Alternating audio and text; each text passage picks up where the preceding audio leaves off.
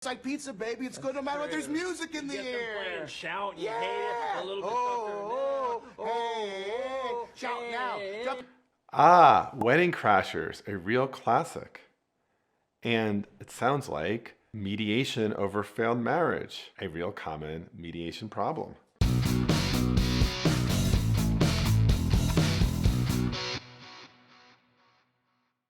You accusing me of not being a good mother. 7 years I've been a good mother. Just remember when we went out. Just remember how you upturn a bench. Don't you talk about me being a mother. I hate you. Hey, I got an idea. Why don't you just kiss my left nut? I told you this was a bad idea. You know what, Ken? The bad idea would be to let your client walk out of here today and drag this thing out for another year, wasting more time and wasting more money. The only good idea is to let me and John do our job and mediate this thing right here. You want to hear the crazy thing? I know it doesn't feel like it, but we're making progress. We settled the deal with the cars. Let's see, that takes us to frequent flyer miles. We're flying. Those are I mine. want them.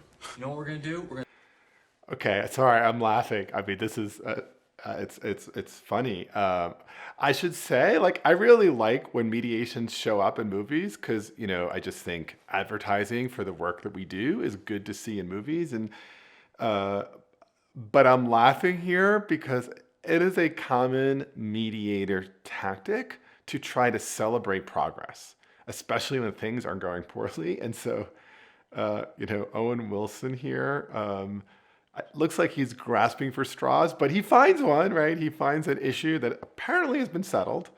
And then we move on to frequent flyer miles. This could be very lucrative for the mediators. You know what we're going to do? We're going to split them right down the middle. How'd that be, Mr. Kroger? It would be not good at all. I earned those miles. Yeah, you earned them flying to Denver to meet your whore. Oh, Lord. Well, she's not afraid to express herself sexually, if that's what you mean. She's a stripper, for God's sake. She is not. Her name is Chastity. She is white trash. Same as you. Hillbilly. That's it.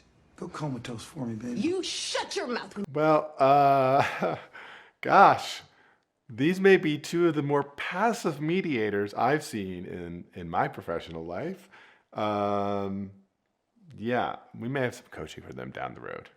But I'm going to still see what kind of magic they're going to work. Shut your mouth when you're talking to me. Hold it. This is getting confusing. You didn't always hate each other. There had to be some nice moments during the courtship, maybe? Or the wedding? The wedding had to be fun. You get the have your families decorations, together. families coming together. That's a nice moment. What'd you have to eat?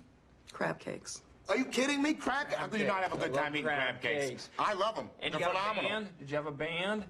Yeah. Good or bad? Who gives a shit? It's a great band. It's a bad band. It's like pizza, baby. It's good no matter what. There's music in the air. Shout, you Yeah. hate it. A little bit hey, shout now. Jump. Hey, you know what? We talk a lot in mediation training about the chemistry between the co-mediators. Whatever you want to say about their moves, they got some good chemistry here. Jump up and shout now. It's a good time. Do you know what I mean? Yeah. Rubbing up against each other. Just a couple of kids who like to trying to make it honest. I get it. Guys, the real enemy here is the institution of marriage.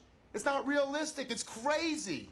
And don't do this for the other person. It's about saying yes to yourself and saying yes to your future. Say yes. And have some opportunities for yourself. I'm sure you'd love to be free. Maybe go out and meet some Latin guy that can dance, grind up on you, make it feel dangerous, but also safe. And how about you? Don't you want to get inside chastity without having to wonder if anyone's going to find out? God, wouldn't that be sweet? Wouldn't that be nice?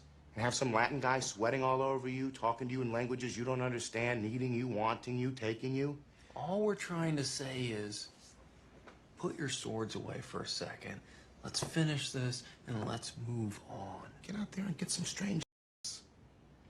Could you give her a glass of water so she can take that?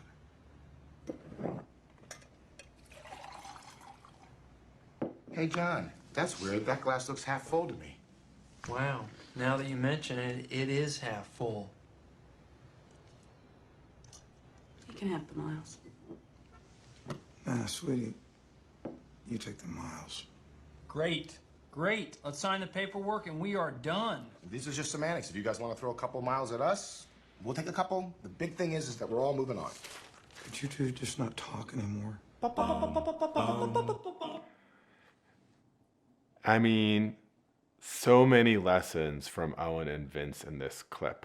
And who am I to say that they're not the most amazing mediators ever? Let's see what we can learn in mediation land from Wedding Crashers. You know, there's some pretty cool things that they do here. Then there's some maybe less cool things. Let's start with the cool things.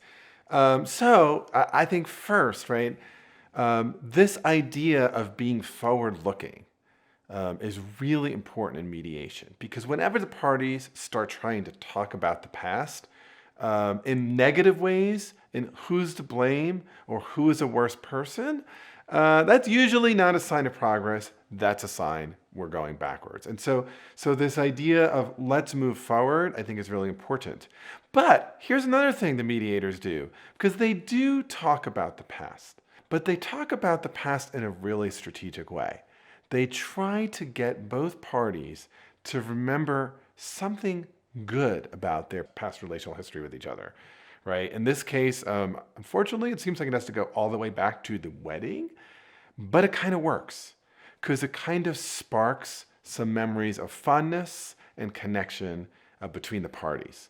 And so really good mediators, one, are trying to keep the parties focused on the future, not just on what went wrong. Secondly, they're looking where they can to identify some ways in which the relationship might or could or has worked, not as a way of making people feel sad or bad at why it didn't go well, as a way of motivating them to work together a bit more constructively. And in this case, that actually helps a little bit. The other thing that, co-mediation has some advantages and some disadvantages. Some of the advantages of co-mediation, though, is that if the parties have a really good chemistry with each other, sometimes if one party maybe is being irritated by one of the mediators, the other mediator can kind of step in and be helpful. Or if the mediation gets stuck, sometimes a co-mediator can be helpful in that way. In the worked well department, Vince and Owen do, in fact, seem to have a good chemistry together. Now, of course, I think it goes without saying that no one would want Vince and Owen to be their mediators here because they do a bunch of things that are not particularly constructive. For example, they never really focus on any of the interests of the parties besides moving forward in resolution. So we lose any opportunity that might come from a more serious mediator understanding the deep interests of the parties, helping the parties craft resolutions that actually could create some value. In addition, mediators should be doing some really good listening, and they should be asking some questions. What they should not be doing is primarily talking. Here, the mediators end up doing a fair amount of the talking. Now, in this funny and humorous way in this particular clip, that ends up working to their advantage because both parties get so sick of hearing the mediators talk that it incentivizes them to actually finish the deal just to get out of the room. Now, I'm going to share a sad secret with you. I have heard of mediations where a similar dynamic has happened. Not so much that the mediator has been talking so much, but that the mediator has been so unhelpful, so unskillful, that the parties are like, actually, we could probably do better without this person. So let's try to just push this along. And their common cause ends up being to somehow get around and get through the mediator. I want to be clear, that's not a best practice in mediation. I'm just saying that doesn't only happen in movies. I've actually heard that happen in real life. Last thing I want to say here is the role of the lawyers. In this case, which is pretty rare for movies, lawyers are actually playing a neutral position. In other words, they're not making things worse. My own experience is that often in a mediation, a lawyer can actually make things worse. Now, of course, we certainly need lawyers. I am a lawyer. I am trained as a lawyer. And it's important to have lawyers to review documents, to make sure someone isn't getting taken advantage of. Much of the time, though, especially in a mediation, a lawyer forgets that their role should really be helping the parties understand their interests and be creative at reaching a resolution across that mediation table, not simply being in litigation mode where they're objecting and actually almost inciting their client to further demands. So these two bit characters, right, the lawyers here, kudos to them for actually not saying very much. Okay, so we can always learn from movies about how to be a better negotiator or a better mediator or better at being in a difficult conversation. In this mediation clip, right, a few important lessons. One, mediators should really help parties to be forward-looking, not backward-looking.